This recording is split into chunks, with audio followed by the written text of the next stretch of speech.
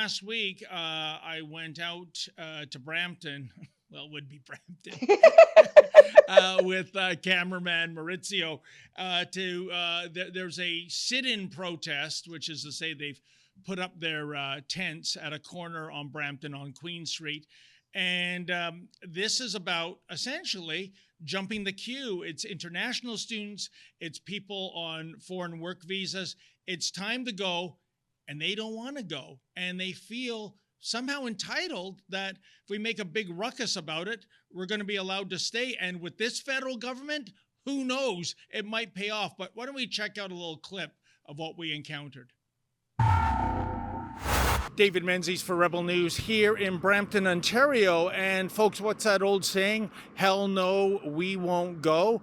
And the we in this case are international students that are camped out here on Queen Street in Brampton. And apparently these international students are facing deportation back to India, but they say they are going to remain here, I guess, on this vacant lot until the government reverses its position. So let's wait in, find out who's who in the zoo, and see what it is that they're trying to convey. So what is this all about, sir? Sir, we are here for extension of work permit. Okay then. Yeah, we pay a lot of taxes to the Canadian government, and they now the time we our work permit is going to expire, so we are applying for extension. Oh, okay. So you're not a Canadian citizen right now, then? Eh? Okay then. So I'm just reading some of the signage here.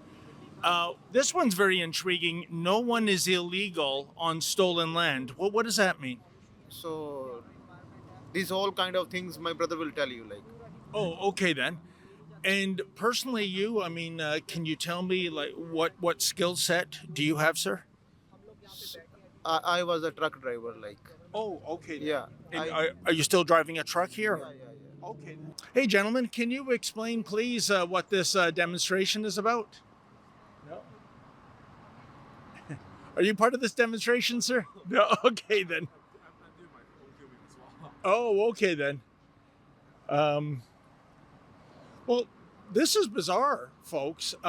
In fact, I am having deja vu to the last time I was in Brampton. I'm going back to June with Leap and Link and Jay, and it was a similar demonstration of international students, and it was it was the Sergeant Schultz routine. I know nothing, I saw nothing. Here, check it out.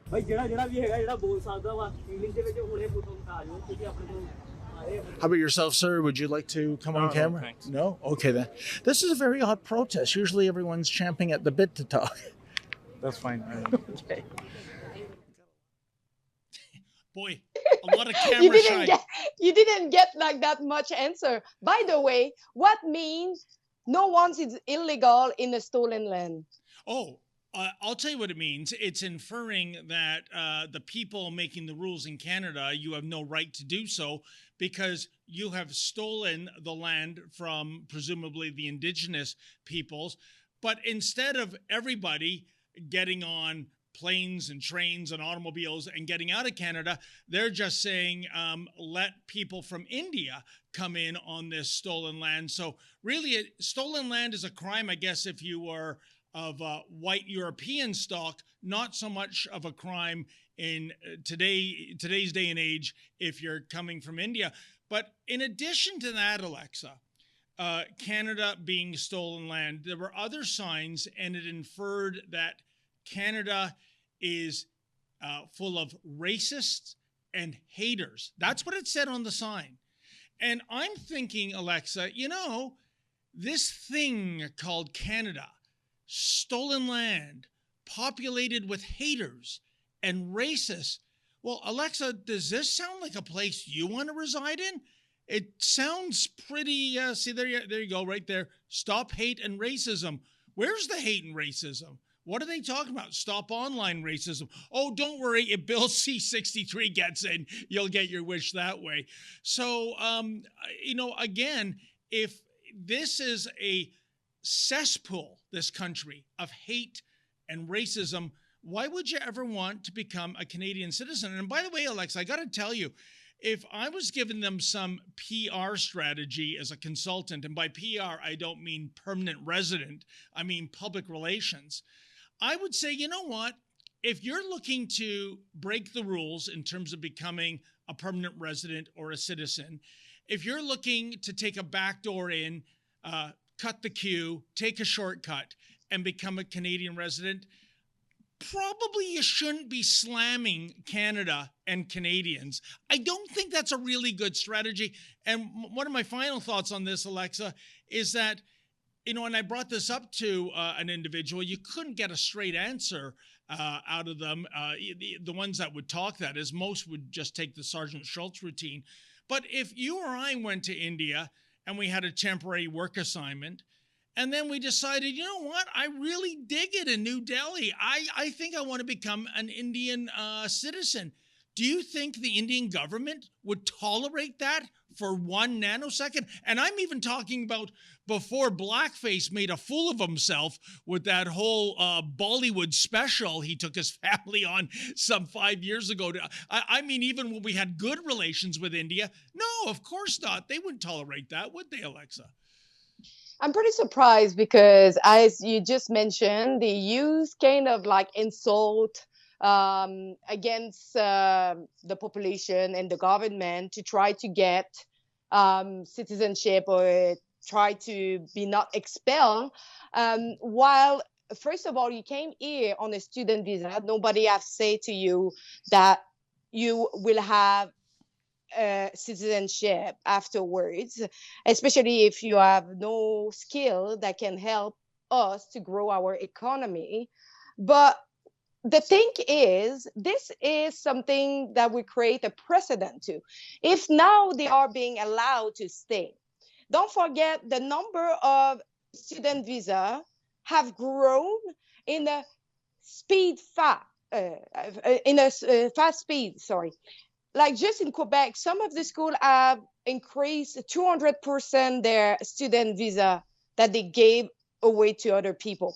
So imagine if we are allowing now people to stay, now we will have another Roxham Road that will be the student visa. Well, we cannot sustain these numbers as a nation, Alexa. We already had a housing crisis.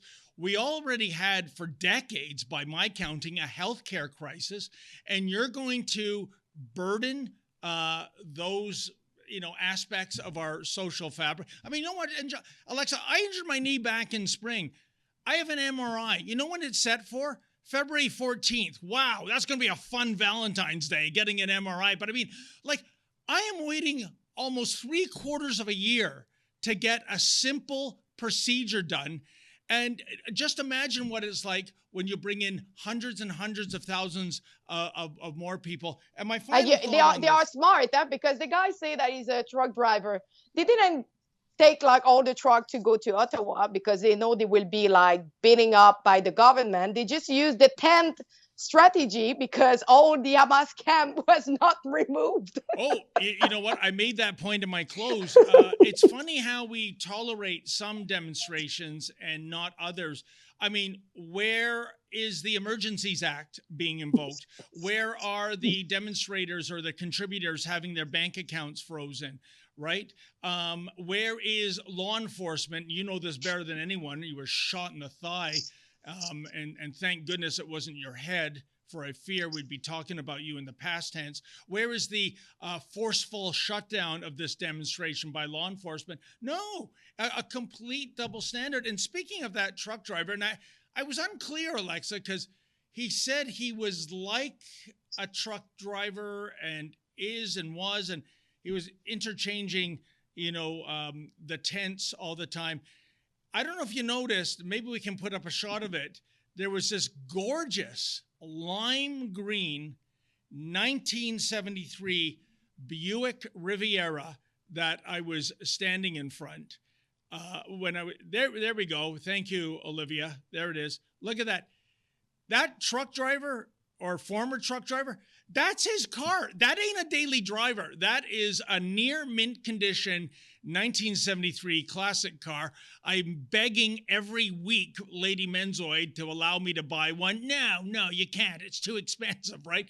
But what's he like? It looks like this racist, hateful nation based on stolen land. It looks like it's been pretty good for him if you can afford a nice, sweet, classic car like that, wouldn't you say?